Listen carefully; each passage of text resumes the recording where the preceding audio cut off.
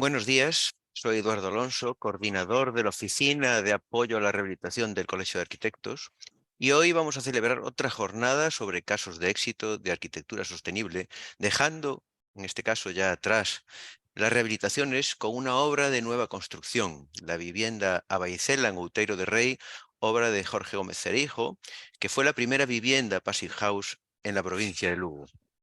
Como ya sabéis, en estos ejemplos, los arquitectos, además de proyectar arquitectura de gran calidad, han obtenido buenos resultados en la mejora de la eficiencia energética y otros aspectos de la sostenibilidad, como el uso de materiales naturales, en este caso como la madera, que lo vamos a ver hoy, las energías renovables, la iluminación natural, la calidad del aire y también la obtención de esa certificación de construcción sostenible que acabo de mencionar. Bueno, sin más preámbulos, os dejo ya con Jorge, que nos va a explicar esta interesante vivienda.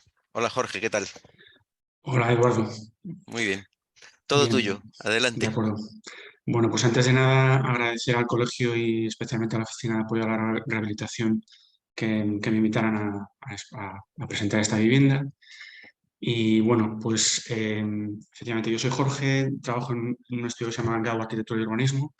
Soy socio con Alberto González Rodríguez, Jorge Salvador Fernández y Manuel López Guitar. Y es un estudio que estamos en Lugo. Y en Lugo también está Maderas Besteiro y Línea, que es una empresa constructora que fue, digamos, fundamentalmente el equipo que desarrollamos esta vivienda que os voy a contar ahora. Voy a ver si consigo pasar. Bien, voy a intentar estructurar la charla en estos puntos. No voy a hablar mucho del Passive House, no voy a explicar los principios del Passive House porque supongo que la mayor parte de vosotros los conocéis y si no podéis ir a las páginas adecuadas para encontrar información, pero voy a tocar un par de temas importantes para, digamos, poner explicar exactamente cuál es el planteamiento de Passive House de cara a la sostenibilidad, que, bueno, es un tema importante, yo creo. Luego, pues comentaré el proyecto, la obra, sobre todo bastantes imágenes del proceso de obra, y después expondré algunos datos del resultado, de cómo está funcionando realmente la vivienda, y al final eh, os expondré una ponencia que desarrollé hace un año para explicar un determinado fenómeno en cuanto a temperaturas que se da lugar en estas viviendas passive house o viviendas muy aisladas y muy herméticas, ¿no? Entonces lo haré con una simulación dinámica que os expondré al final.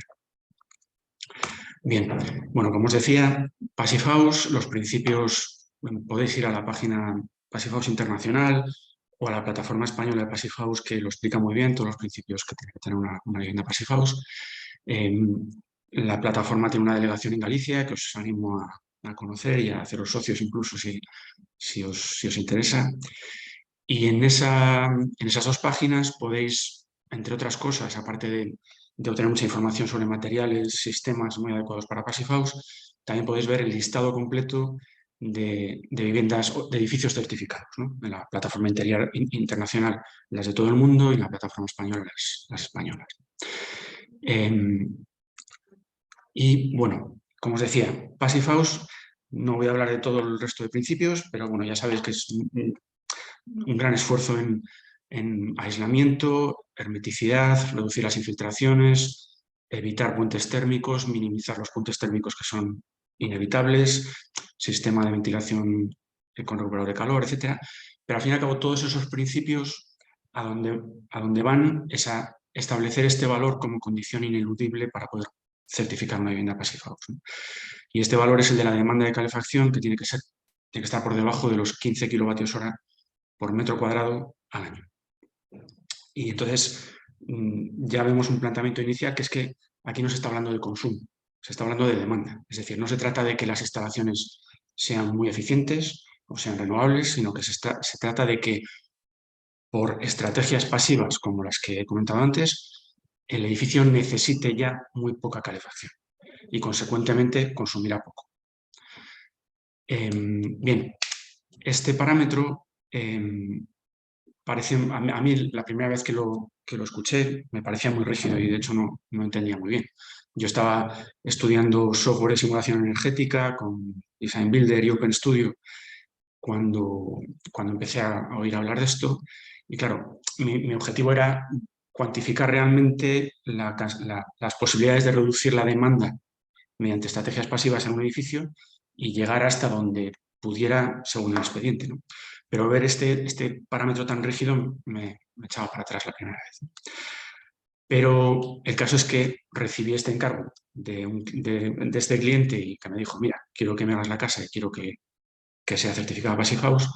Y mi primera reacción fue, no me fastidies, no es lo que yo estoy estudiando. Pero bueno, empecé a estudiar Passive House y entendí la metodología y entonces ahora realmente me parece muy razonable, me parece un planteamiento muy razonable.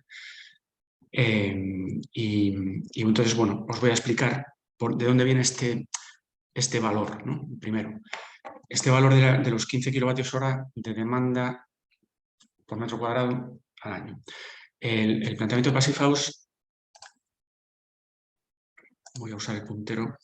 Bien, ellos lo explican con un gráfico parecido a este. En realidad viene de otro lado del cálculo de cargas de calefacción, pero traducido a demanda es algo así. Tenemos aquí la demanda de energía y aquí tenemos los costes, lo que es el coste de la inversión en reducir la demanda, ¿no? Entonces, si vamos de derecha a izquierda reduciendo la demanda, el coste va aumentando. Y llega un momento, cuanto más invertimos en aislar y en hermeticidad, etcétera, la dimensión del sistema de calefacción va reduciéndose. Necesitamos menos calefacción.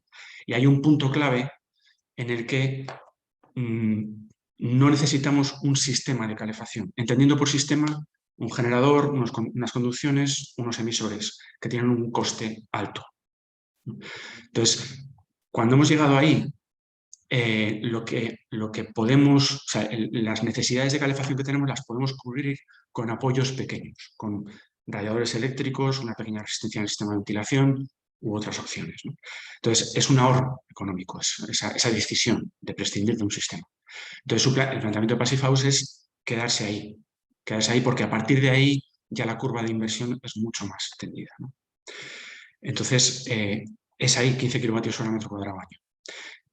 Como os decía, esto viene de un cálculo de cargas, pero bueno, traducido a demanda, este es el planteamiento. Y luego, es importante entonces, os decía, ver cuál es el planteamiento de Passive House de cara a la sostenibilidad, al impacto energético de la edificación, ¿no? Entonces, hay muchas formas de abordar este problema, ¿no? Pero Passive House lo aborda de una manera un poco, digamos, se concentra en un punto. Tiene una forma de afrontarlo como una especie de francotirador que solo tiene un disparo y quiere atacar al punto donde más efecto pueda tener, ¿no? Entonces, si entendemos que el impacto energético de la edificación tiene estas fases, esto puede ser más o menos el impacto de un edificio medio europeo, pues hay un impacto de la fabricación de los materiales, hay un impacto de la fase de construcción y hay un impacto de la fase de uso y después mantenimiento, demolición, posible reciclaje, etc. Entonces, el planteamiento de Passive House es atacar aquí, reducir esa fase de uso porque es la de mayor impacto energético de la edificación en todo el ciclo de vida. Se centran ahí, no te exigen nada en cuanto a materiales, no te exigen nada en cuanto a sistemas constructivos para poder certificar.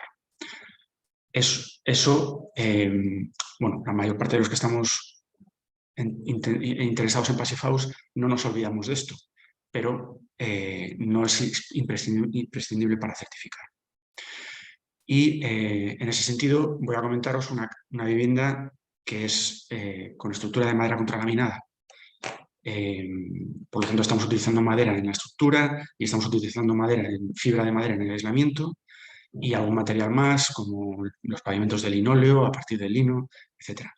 Pero no he cuantificado qué grado de sostenibilidad tengo en esa fase. Y, de hecho, en fase de construcción, esta vivienda se certificó en el 2020. Empezó la obra en 2019. Y en ese momento, por ejemplo, pues no teníamos aquí disponible una fábrica como la de Silonor, que fabrica en Galicia, con pino gallego, madera contralaminada. Entonces, tenemos madera, pero tuvo que venir de Austria.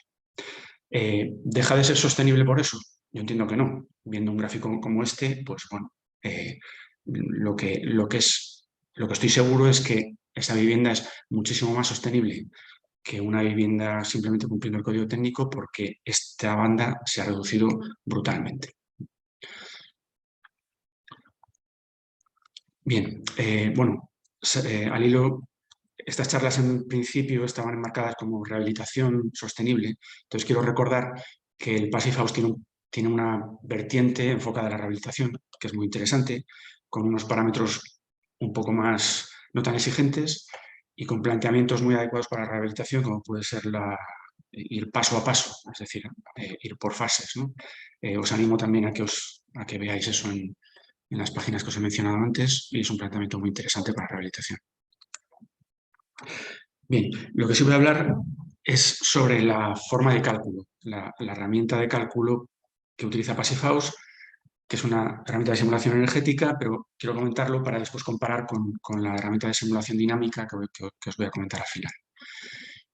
Passive House utiliza su propia herramienta, la que diseñaron ellos en un instituto de Passive House de Alemania, se llama PHPP, y en el fondo es una Excel, pero es una Excel brutal, es una Excel con un montón de hojas, muy compleja de cubrir, y bueno, al final lo que se trata de una simulación energética es cruzar un modelo del edificio con todas sus características constructivas, sus perfiles de uso, etcétera, cruzarlo, digamos, con un archivo climático del lugar en el que va a estar, para así poder comprobar cómo va a responder en esa localización, ¿no?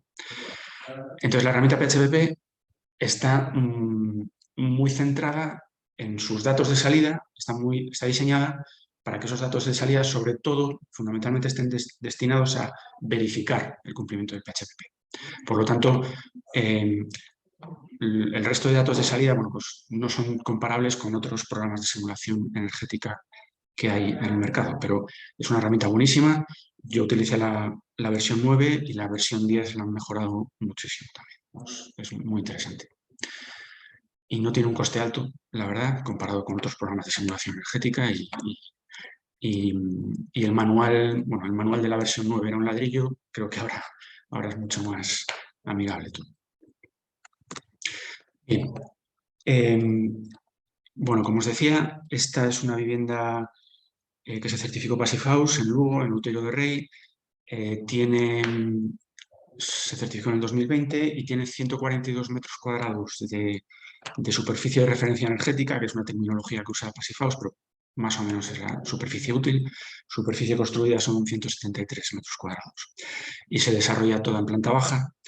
Bueno, la propiedad quería eso como condición ineludible. Y está situada en una parcela con una fuerte pendiente cayendo hacia el oeste. Bueno, y veis que hacia el este, que es lo que veis al fondo, tiene una importante masa de árboles, ¿no? Perdón. Esta es la posición más o menos en la parcela. Como os digo, una fuerte caída hacia el oeste.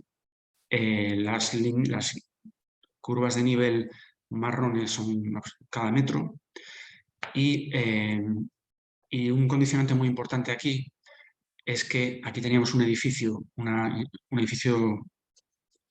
instalación agrícola muy poco digna de ver, y desde el primer momento la propiedad me decía que no querían que desde las estancias principales de la vivienda se pudiera percibir mucho esa edificación, ¿no? Entonces eso me obligaba a buscar otra orientación, más la oeste que la este, porque aquí tendría menos ganancias.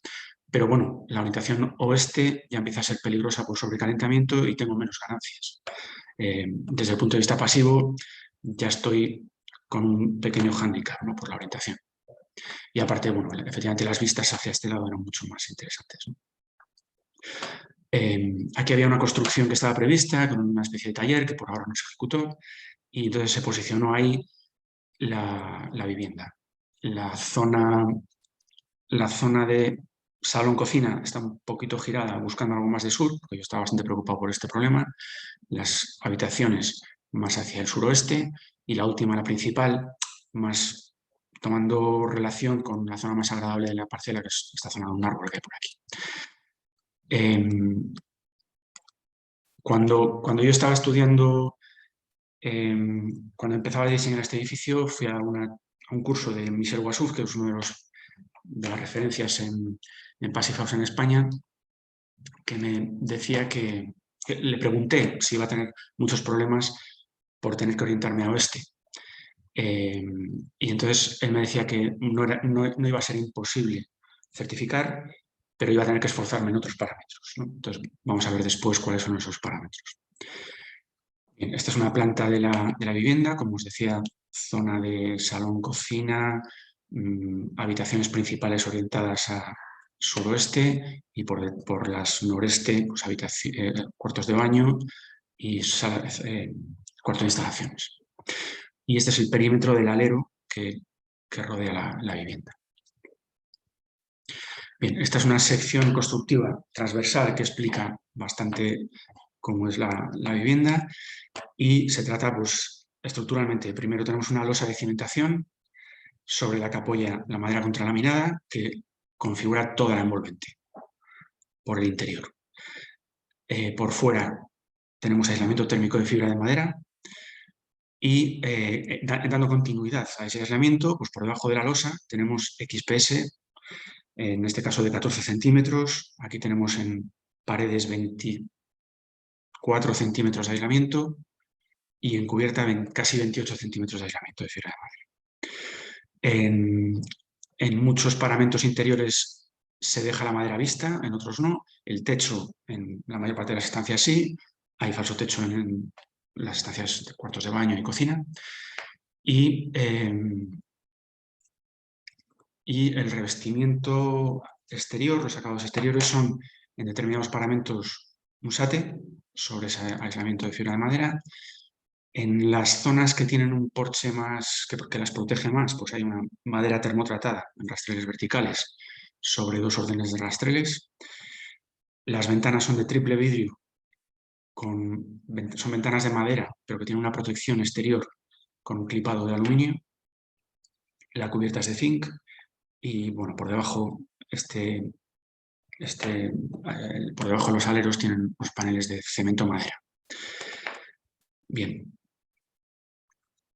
Bueno, voy a repasar un poco fases de construcción. Aquí tenéis la fase de la ejecución de la losa de cimentación con el encofrado ya, que ya tenía preparado, digamos, el XPS envolviendo toda esa losa, la lámina de radón y la polarización. Este es el modelo de la estructura de madera. Veis que el contralaminado es la envolvente en sí, más tabiques interiores que arriostran y sí, son estructurales también. Los paneles de madera son de 8, 10 y 12 centímetros y lo que son los voladizos, los aleros, están hechos con madera laminada y en determinadas piezas son vigas metálicas laminadas también.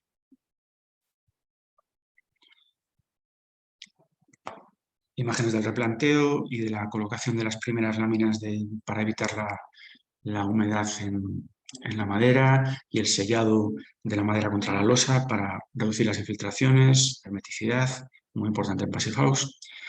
Esos tubos después se sellan, se les aplican elementos especiales para verificar la hermeticidad, colocación de los paneles de madera contralaminada.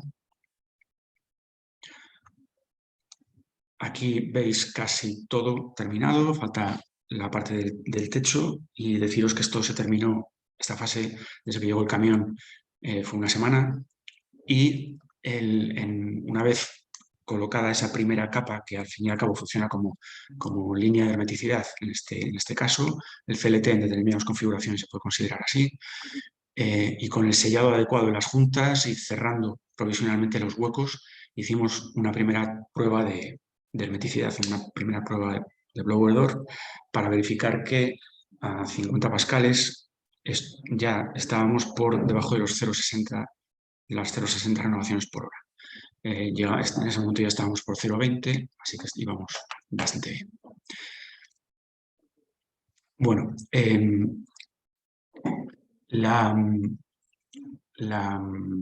me he olvidado de deciros, y es importante, perdonad,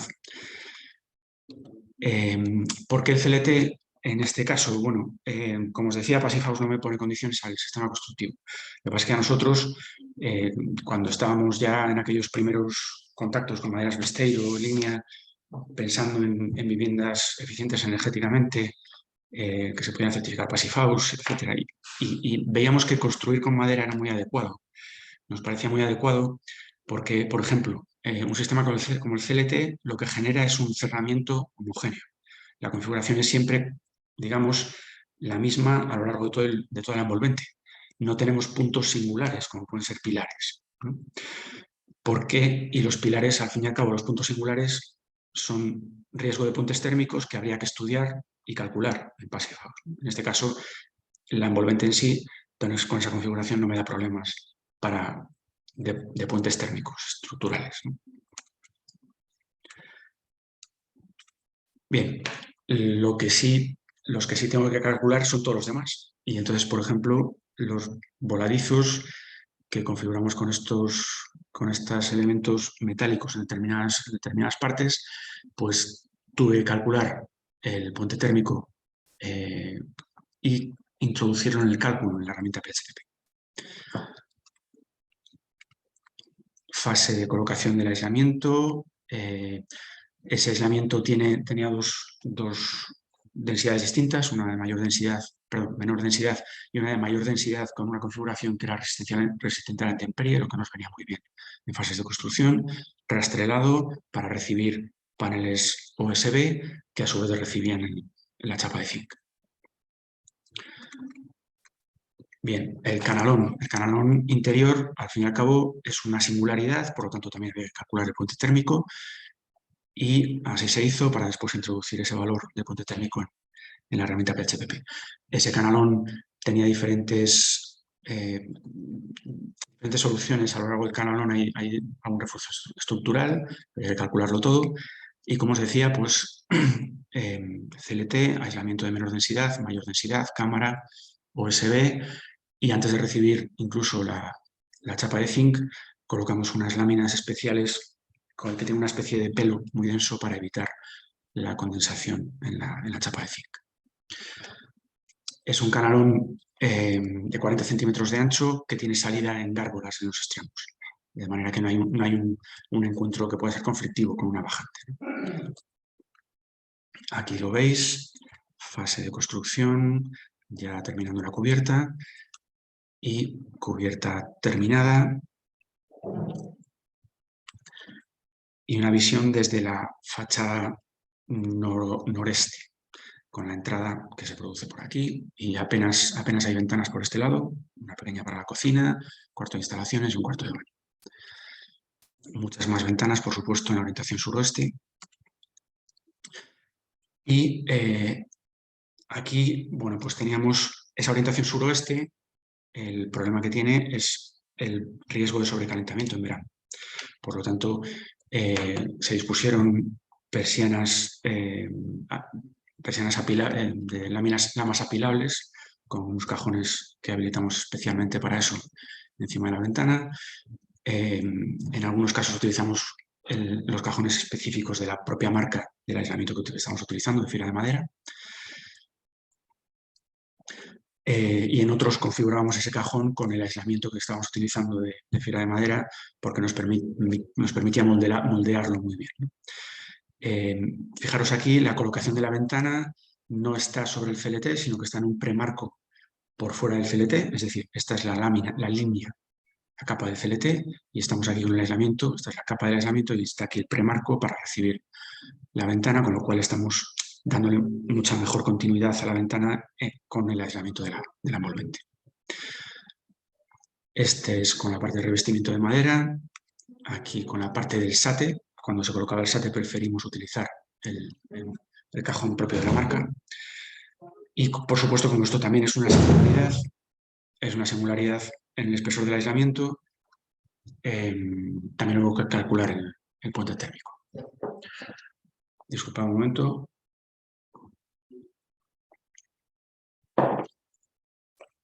Y bueno, no sé si estáis escuchando a un saxofonista ensayando en la planta baja, lo siento, espero que no se oiga mucho. Jorge, Jorge, Sí, dime, se dime. te está escuchando perfectamente. Muy bien, Muy vale, bien. pues, fenómeno. Bien, esos cajones para las persianas, para verificar que la conexión eléctrica para motorizarlos al atravesar la lámina de hermeticidad no produjera infiltraciones no deseadas, pues había que utilizar el sellado adecuado de de los tubos, tanto por fuera del tubo como por dentro. Bien, el SATE, aquí vemos el aislamiento, 16 centímetros de aislamiento en paredes de una densidad baja y una densidad más alta en los últimos 6 centímetros para poder recibir el SATE, el enfoscado final del SATE, y el zócalo de XPS, como la cara inferior de la losa de cimentación. Utilizamos también el propio sistema que tiene la marca de aislamiento térmico para los encuentros entre jambas, antepechos, que tiene una muy pensada la resolución de todo ese problema, sobre todo para el encuentro con el SATE y después recibir los vierteaguas. Hermeticidad en el perímetro de ventanas, con las láminas adecuadas. Veis aquí las ventanas que son de madera, aunque por fuera tienen un revestimiento de aluminio, pero el núcleo completamente es madera. El interior en determinados paños se deja visto, el CLT, y en otros tenemos un trasosado. Y aquí lo veis, en algunas habitaciones vista la madera de CLT, en otras trasosado. Bien, otros asuntos aquí, pues la resolución de los umbrales, de las puertas, puente térmico inevitable, entonces hay que calcularlo y minimizarlo con algunos sistemas constructivos adecuados, pero se calculó para poder introducirlo después en la herramienta del PHPP. Y aquí el revestimiento de madera de pino termotratada, colocada sobre un orden de rastreles vertical, otro horizontal y finalmente los propios rastreles verticales. Bien, sabéis que en Passive House es imprescindible un sistema de ventilación de doble flujo con recuperación de calor. Este es el esquema de distribución por las zonas que tenían falso techo. Donde no había falso techo y se dejaba el techo visto, pues se impulsaba por pared, como veis aquí. Y aquí, bueno, el trazado de las instalaciones, muy cuidado. La verdad es que en línea casi se podía dejar visto, lo hicieron con muchísimo cuidado. Y este es el recuperador de calor, silenciadores y la distribución, impulsiones por aquí y retornos. Y comentar aquí los sistemas activos que tiene la vivienda. Como os decía, no tiene un sistema de calefacción como tal, no hay un generador, conductos y emisores como sistema, sino que solo hay en el sistema de ventilación una resistencia eléctrica y apoyos de radiadores.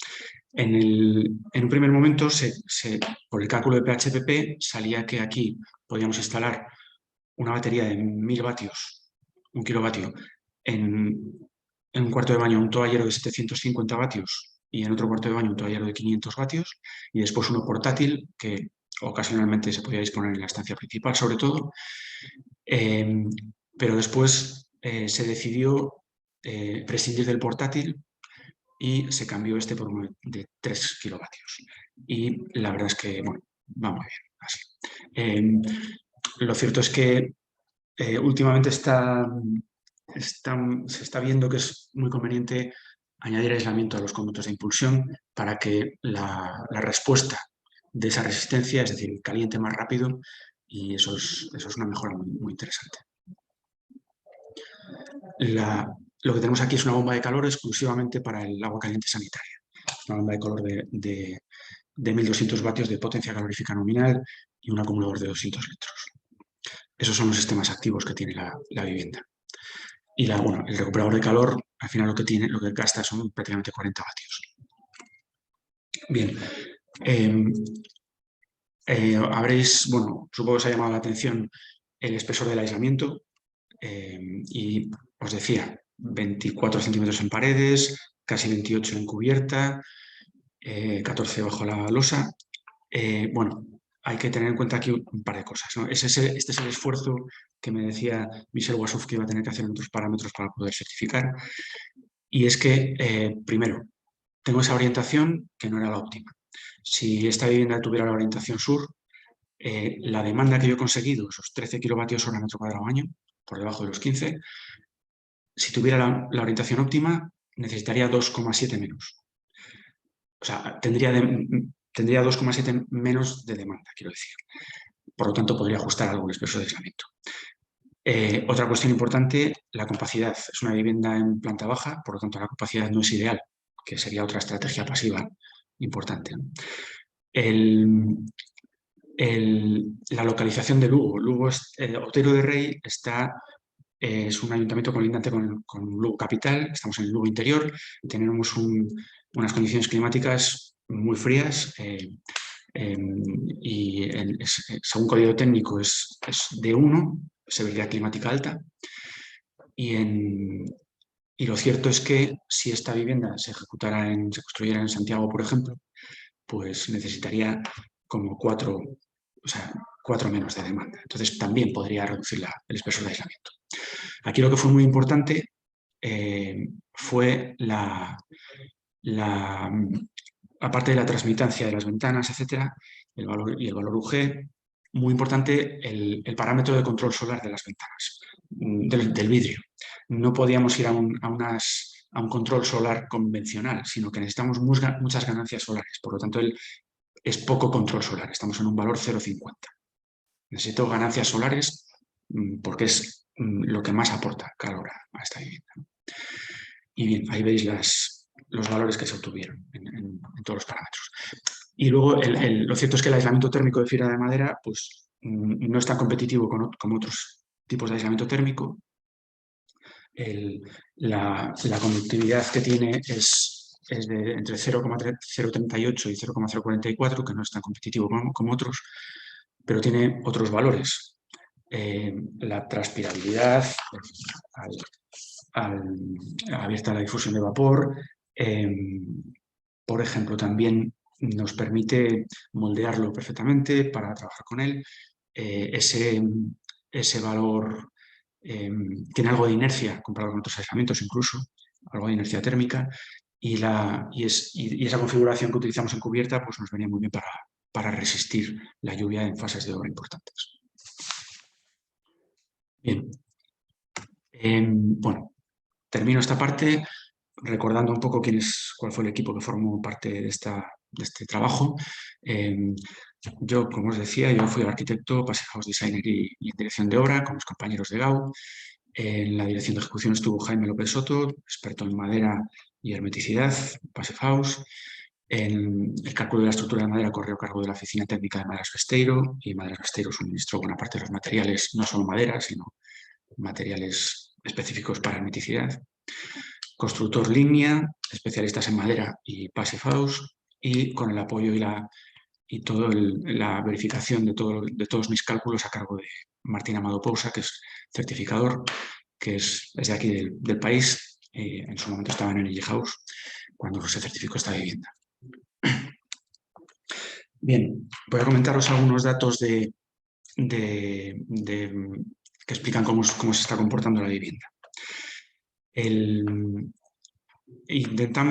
Lo cierto es que el propietario intentó, puso sensores de temperatura, luego comentaremos, sensores de temperatura, humedad, temperatura interior en 2 estancias, temperatura exterior. Intentamos controlar el consumo colocando un sensor en el circuito de calefacción. Lo que ocurre es que después de dejar pasar el tiempo hemos verificado que ese sensor que habíamos puesto en el circuito de calefacción no estaba bien configurado. Entonces vimos que había valores negativos y valores muy raros, por lo tanto no nos ha resultado operativo por el momento. A ver si para el año que viene, ahora lo solucionamos y podemos aportar datos más finos, ¿no? Pero podemos aproximarnos con una gráfica que tenemos aquí, que es la que viene, la que nos aporta después el cálculo después de haber colocado paneles fotovoltaicos. Los paneles fotovoltaicos no fueron necesarios para certificar pasivos.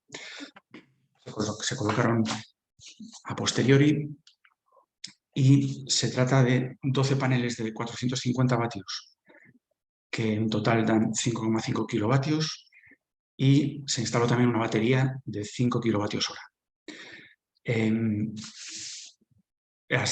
Durante todo el año 2022, que es este año que estáis viendo aquí, todavía no estaba funcionando, digamos, tenía limitada la producción porque no tenía capacidad de verter a red hasta el mes de diciembre. Entonces, no estaba funcionando a tope, digamos, ¿no?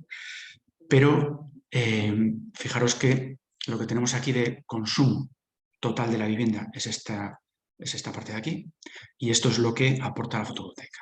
Entonces, tenemos 3,54 megavatios hora, que son 3.540 kilovatios hora al año de consumo de la vivienda, de los que, bueno, pues un 68% vino de fotovoltaica.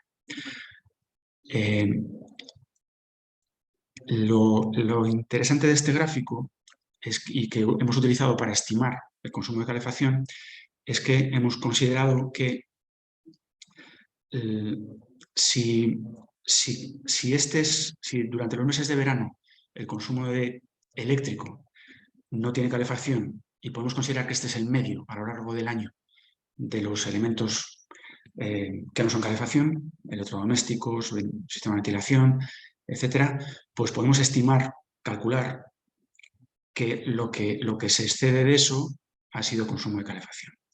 Bueno, haciendo ese cálculo, pues lo que pasa de esta línea es lo que hemos sumado y nos da 1.038 kilovatios hora, que fue el consumo de calefacción durante el año 2022.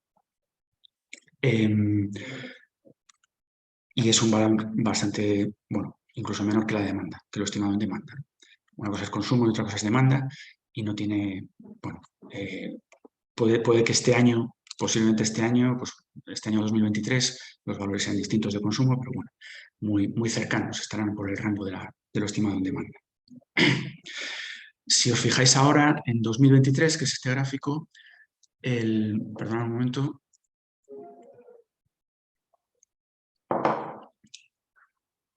Ahora que la fotovoltaica está funcionando, que no tiene limitada su producción, llevamos mitad de año y la fotovoltaica está cubriendo más del 73% del consumo eléctrico de la vivienda.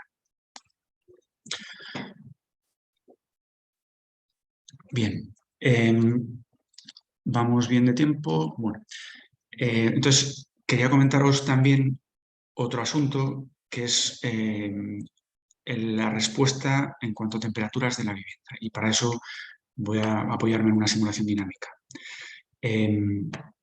Como os decía, el propietario instaló sensores de temperatura en salón y en el dormitorio principal, que como veíamos en la planta inicial, tenían orientaciones muy distintas, no muy distintas, bastante distintas. El salón está algo más al sur y tiene más ganancias solares por el tamaño de los huecos, mientras que el dormitorio principal estaba más enfocado a aquel árbol que estaba a norte y tenía esta habitación una orientación bastante oeste, casi noroeste.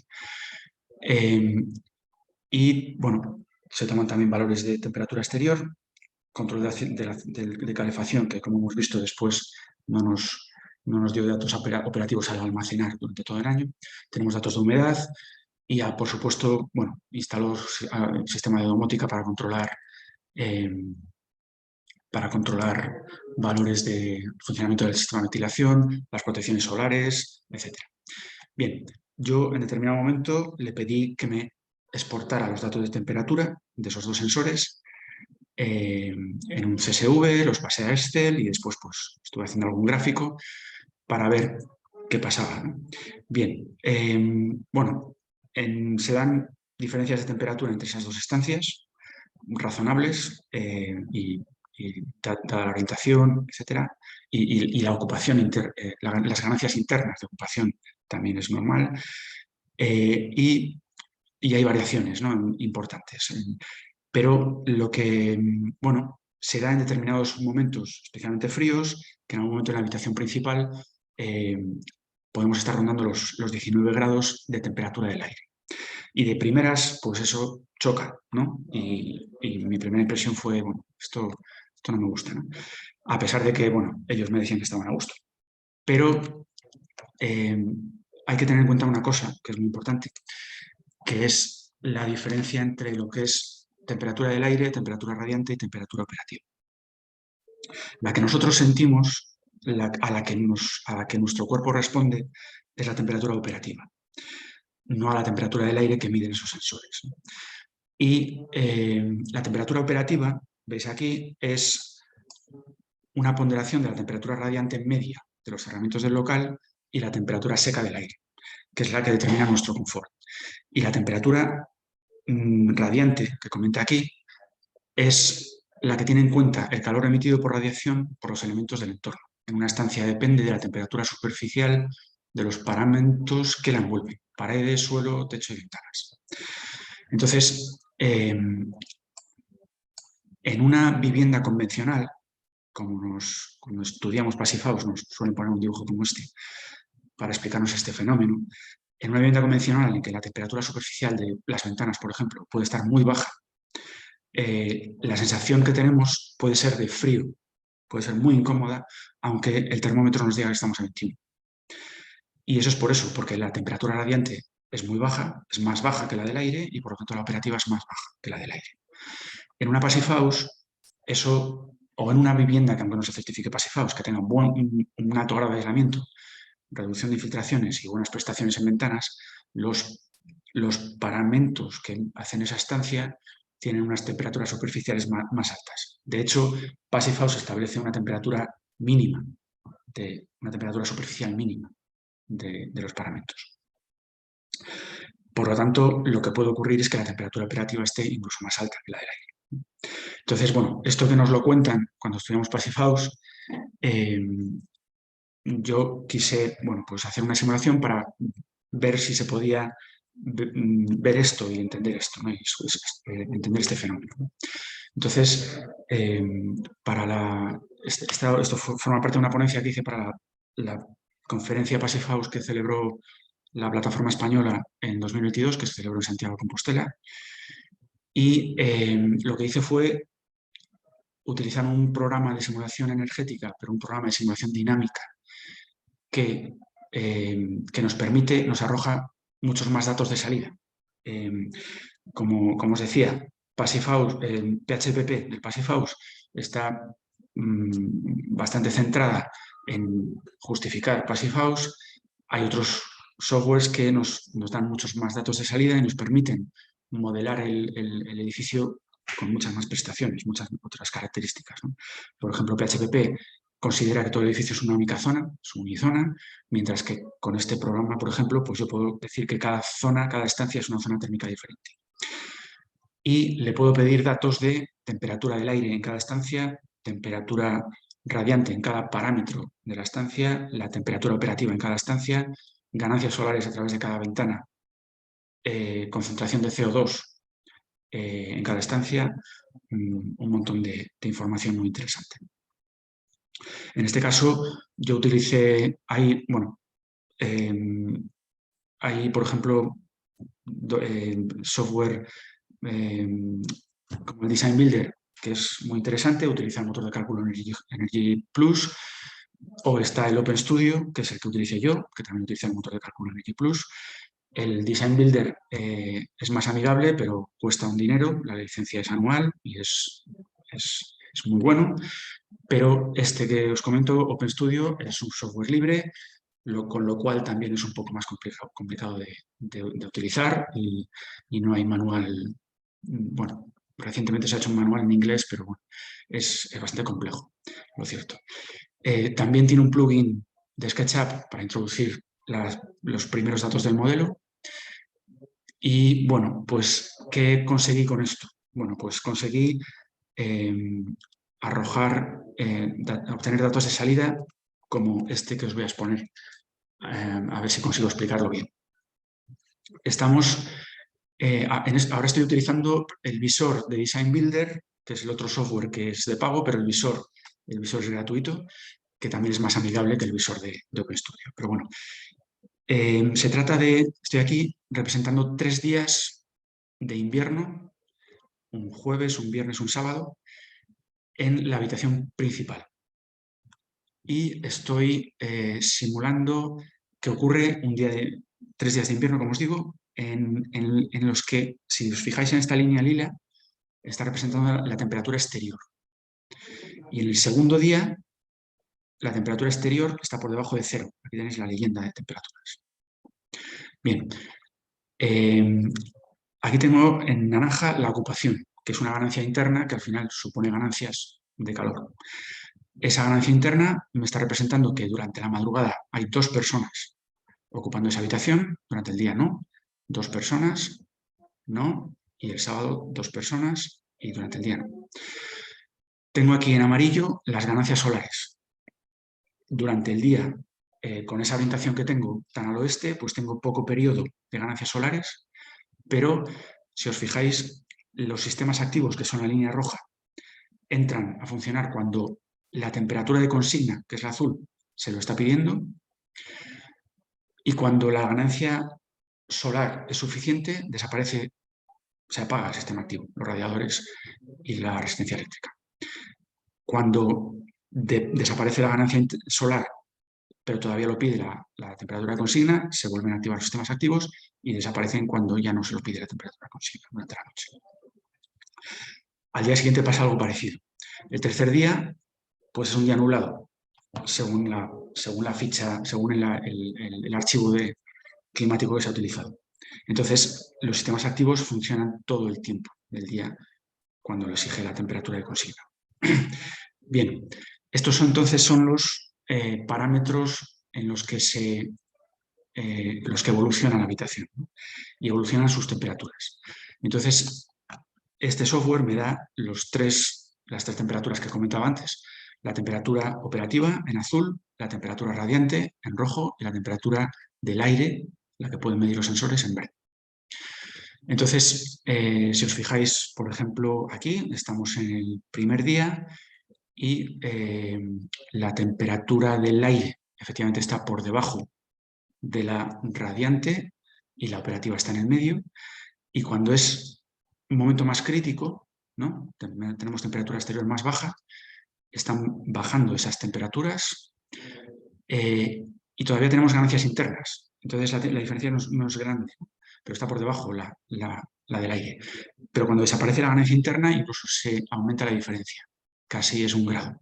Y efectivamente, la temperatura del aire está por debajo de la operativa. Que eso es yo insisto, es una cosa muy distinta a lo que ocurre en una edificación convencional.